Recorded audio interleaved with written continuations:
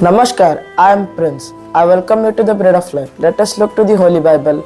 Luke chapter 23 verse 1 to 25. The main idea of the day is Jesus did nothing wrong. Pilate then called together the chief priests and the rulers and the people and said to them, "You brought me this man as one who was misleading the people, and after examining him before you, behold, I did not find this man guilty of any of your charges against him. Neither did Herod, for he sent him back to us. Look, nothing deserving death has been done by him. I will therefore punish and release him." A third time he said to them, "Why? What evil has he done? I have found in him no guilt deserving death. I will therefore punish and release him." But they were urgent, demanding with loud cries that he should be crucified, and their voices prevailed. So Pilate decided that their demand should be granted.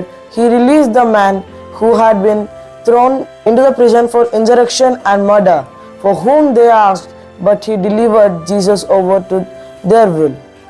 Let's understand the word of God. The Jewish leaders falsely accused Jesus and brought him before Pilate. The Roman governor Pilate questioned Jesus thoroughly but found no fault in him. The same happened with Herod, another Roman leader, who also found no reason to condemn Jesus. Pilate initially offered to release Jesus, but the crowd kept on demanding his crucifixion. At last, Pilate gave into their demand by releasing Barabbas,